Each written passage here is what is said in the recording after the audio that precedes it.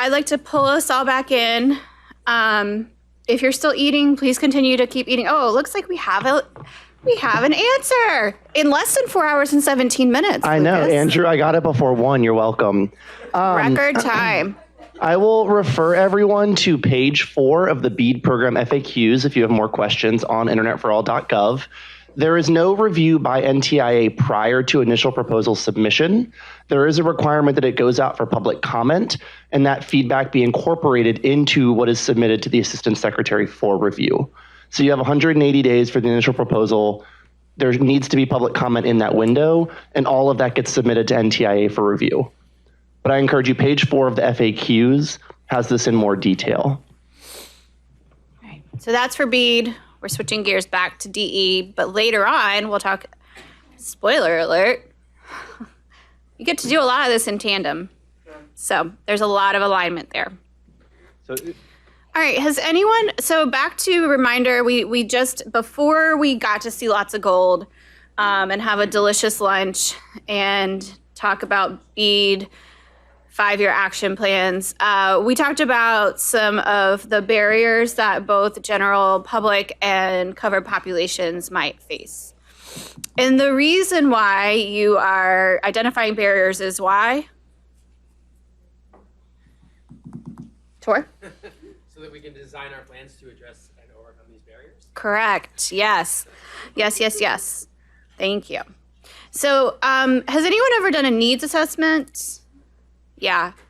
So it's quite similar to what you'll be doing when you're identifying barriers, okay? So a needs assessment, basically is getting an analysis of the current state of digital equity within your state or territory, right? It's going to help you figure out how to achieve the goals that you're going to set out later. And this specific needs assessment is different than a typical needs assessment because of the population focus, because you're looking really at those covered populations and their digital equity needs. Together, your needs assessment and the asset inventory we talked about yesterday, those are going to create that state of digital equity that you're looking for to show NTIA, what you have in your state so that you can plan where to go, right? So just a quick visualization of how identifying barriers feeds into your needs assessment, okay?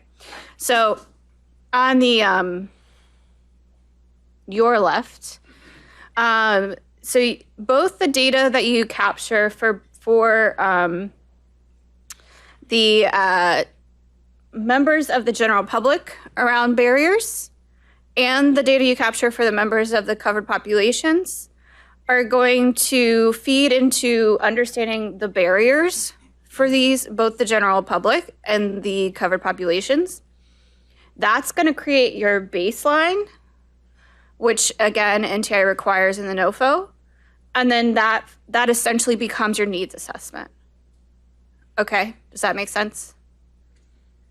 You're going to collect data that will help you identify barriers, that will create your baseline, that essentially is your needs assessment.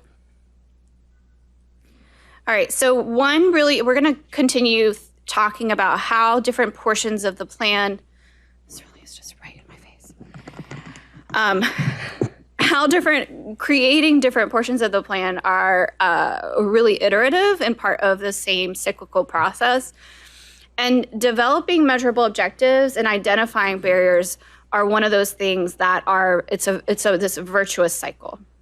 And so when you are identifying barriers, our advice to you is to go ahead and tie those barriers that you're identifying, like we did earlier, to the measurable objective categories.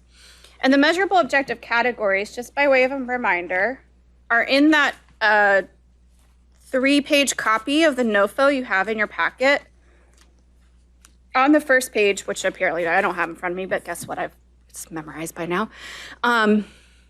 Those 5 categories, those are going to be your measurable objective categories that you're going to want to tie, similar to how you grouped your barriers in the activity you did before. You're going to want to group your barriers that you identify into these measurable objective categories, okay? So for example, so say you do a survey, and some of the respondents that English is their second language, they report that they have difficulty in navigating your public websites, such like your Health and Human Services website, right? So then the category that aligns to in your list from Congress is the online accessibility and inclusivity of public resources and services, right? So then later on, what you would want to do is think about a measurable objective that closes that, barrier that you've identified for that specific covered population. Is this clear, unclear, clear as mud? Yeah, you can thank Congress for that. All right, so to figure out what the barriers are for the general population and the covered populations, you're gonna need to collect a lot of data. Okay, so some things you're gonna have to do. You're gonna first wanna locate the existing data sets, the data that's already out there, evaluate that data, see what you can use, see what you can't, see what ties to what category, population, all the different things you have to collect data for. And then you'll be able to identify the gaps in your data sets, and you'll have to figure out what research you need to go do in order to fill in the gaps and be able to identify the barriers for populations you may or may not have data for. Okay. So some national data sources. So just so you know, unfortunately, that there's not one data set that covers everything. So you have to, one output of all this money is hopefully there will be a good national data set that we can all use. But right now, you have to piecemeal things together. Okay, so there's the NTIA Internet Use Survey, which has a lot of data, good qualitative data. Anyone know the types of things it contains? Anyone ever used it before? Paulo, you do. I didn't even have to look. I knew you. Common activities on the internet, so understanding how to use an email, looking for jobs, video conferencing like Zoom. NTIA people, correct me if I'm wrong, but I think it was last updated last November Yep. 2021.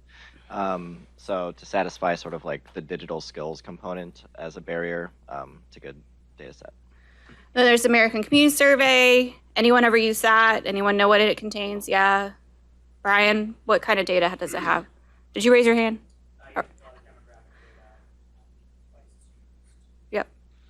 Devices, that's a unique aspect of it, right? Yeah, like you said, yeah. FCC Form 477. Oh, yep. Tor? I might have said this yesterday, but I'll just caution folks with the American Communities Survey and also census data. It's known to be unreliable, specifically around minority demographics. Yeah, I mean, so that's going to be something that we can talk about in a bit, but for all of these data sets, you kind of need to know the pros and cons of using each of them and where they have weaknesses and where their strengths are. Like the Form 477 data, please don't throw things at me. I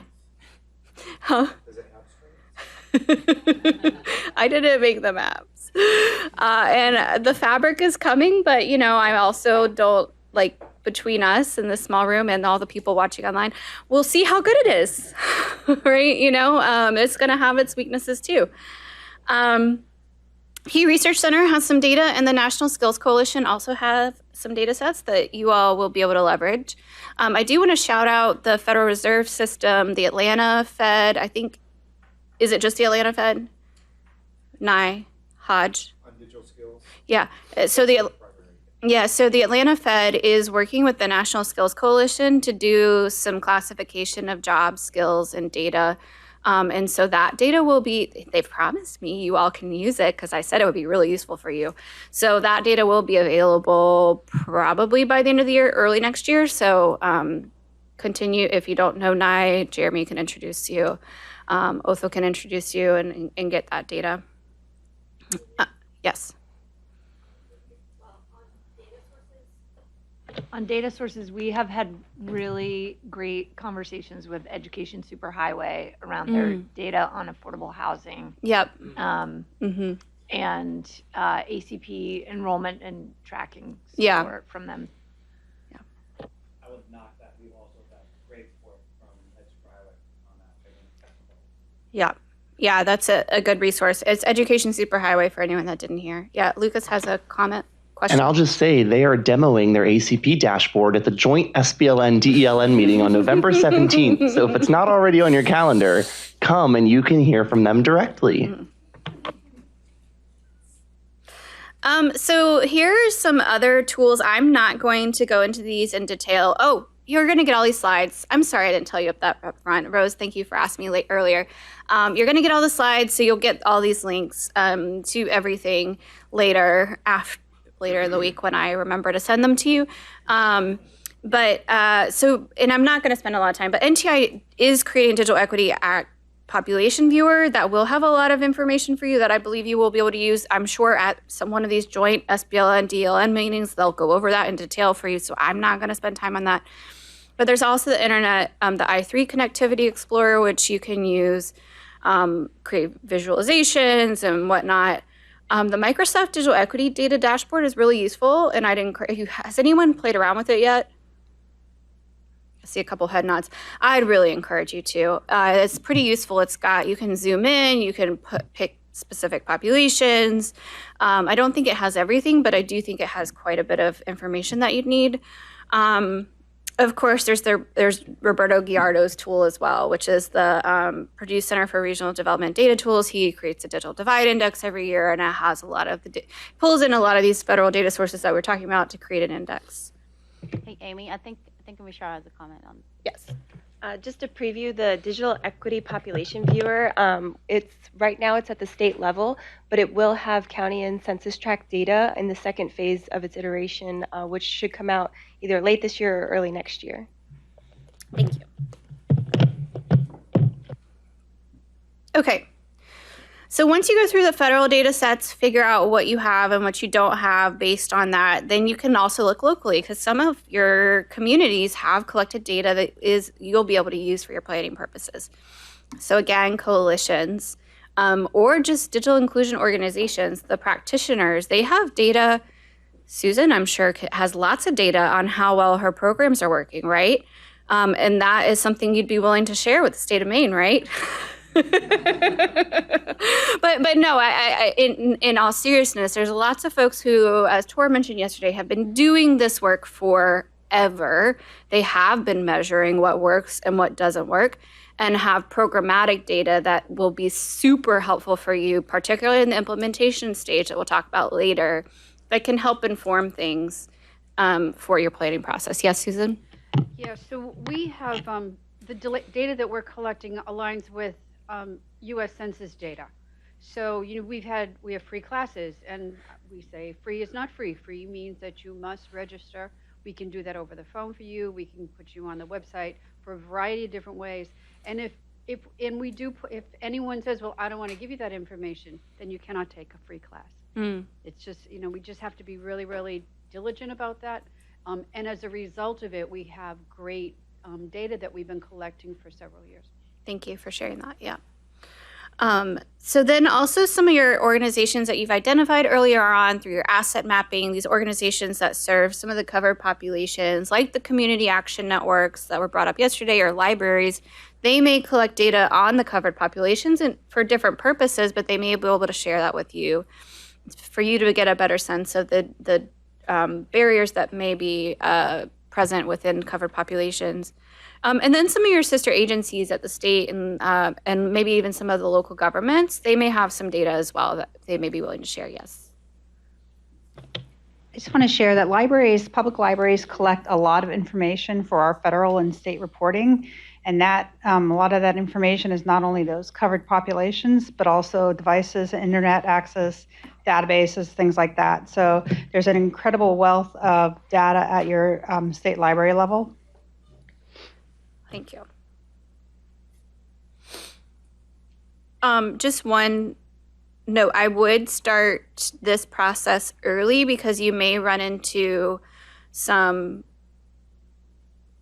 data sharing agreements that you have to create with other agencies and things like that that may take more time than you thought. So going ahead and figuring out what you have now so you know what you need so you can strike those data sharing agreements that will help later on if in case you run into red tape, essentially. Okay, so qualitative data. I'm sure some of you have used qualitative data before, but you'll need to probably collect some qualitative data, right? So if you're going to be doing focus groups or interviews or even your public meetings, you're collecting stories from people, turning those stories into data points is something you'll need to do throughout this process to really quantify progress moving forward, because you're creating that baseline so that you can then measure progress moving forward, right? So for example, say we have a focus group participant who says that they lack trust and security of websites, right? Well, the way you turn that into quantitative form is then you figure out how many percent, what percentage of focus group participants over the age of 65, they indicated they have a low confidence in the ability to protect their own online privacy. Then do you still want to tie that to the measurable objective category that aligns with, right? Even the qualitative data. And so for this one, it's that awareness of online privacy, cybersecurity, et cetera. Yes. Do you have a recommendation about the amount of time before we repeat this qualitative measure? So, like, if we're thinking, okay, we're going to do surveys and focus groups and interviews, is it when generally should we be thinking about repeating that process to check? To measure success and benchmarking.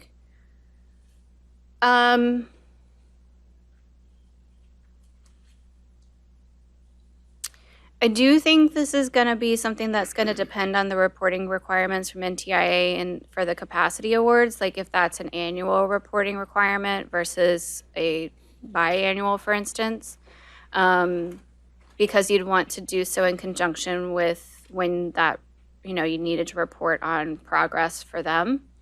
And we won't know that until the NOFO comes out.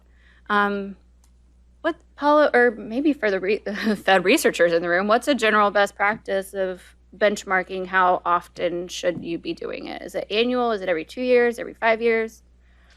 We've been talking about annually for this process, but yeah, until the NOFO comes out, we won't know, but annually seems like the best practice right now. Yeah.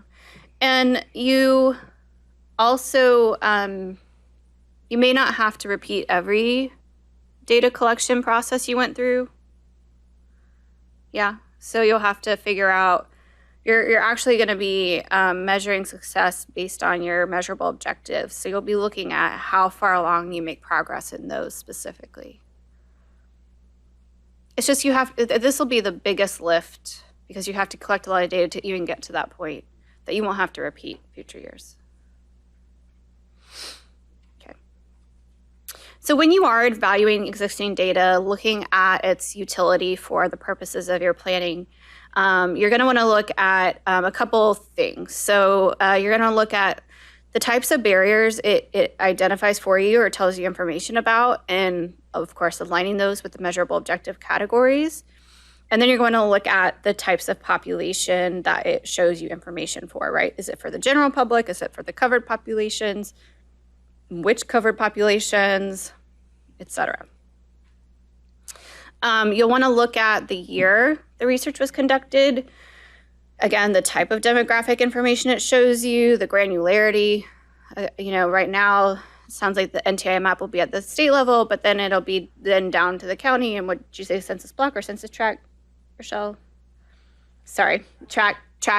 But remember, some things go all the way down to the census block, so make sure you're comparing apples to apples and not misaggregating data, that sort of thing.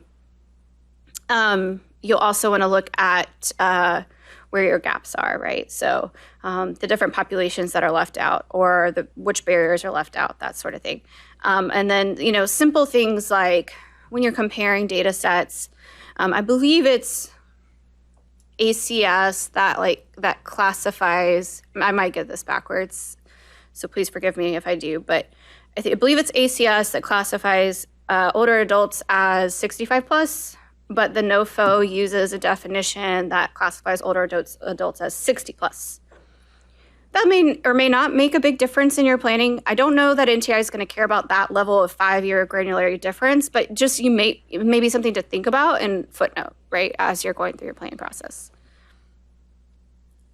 Finally, once you've done all this data work, like you figured out what's there, figured out what's missing, figured out how you'll use the data, whether it's usable at all, and you'll just want to kind of summarize that in one place so that or even insert it into your plan potentially so that you know what you need. And so in light of that, what we'd like you to do is in your packet on the right side, find worksheet 8.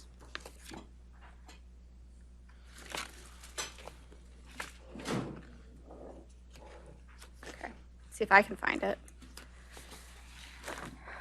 You can tell I have a team of big thinkers that loves matrices. We're building a toolkit right now that will be published. I have a date, Jeremy. What month is it? It's November, right? It was December 5th is the date I'm given, maybe earlier. So stay tuned. We have a toolkit. Our toolkit has so many matrices I had to finally be like, can the designers figure out something else? But no, they're very useful. So what we want you to do is we want you to take with your tables about 5 minutes. Let me look at the agenda quickly. Well, first I'll tell you what to do, and then I'll tell you how much time you have. Look at the matrix, please. And on the back page, you have the list of some of the data sources that we just spoke about and which barrier category they align with. And on the front side, just start checking off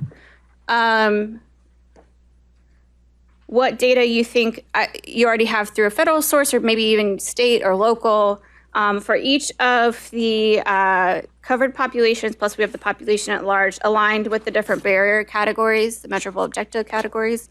And then that way you can sort of keep this open or with you throughout your planning process. So you're just checking off, oh, I have this data, I have this data. You can even jot down the source. But go ahead and do this right now with a cursory glance, figure out what you have, and then we can talk about it. All right, let's bring it back in. How was that for folks? Did you identify data sets you didn't know you had? Anyone have that experience?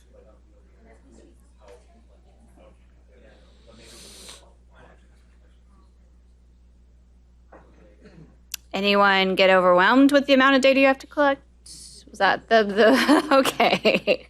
All right, well, let's talk more about other strategies for collecting data. Okay. So is anyone working with a university or research partner? Maine? Just Maine? So I would, is anyone working with a university or research partner? Yeah, Connecticut, Maine. We probably will. We have like the University of Vermont does a Vermonters poll that like I feel like we could actually utilize. Yeah. I would encourage you to talk to your universities at the very least and see if they can support you in any ways. If you haven't already budgeted that in, you may not, have to talk to your FPO about amending your budget, but talk to them about what resources they can provide, or maybe your Federal Reserve Bank. They might be able to help too, because it is a lot of data. It'll be a lot of data analysis. It'll be quite a bit of everything, and so which can take a lot of time. So having other folks that are used to doing these things support you, it will definitely be helpful for you.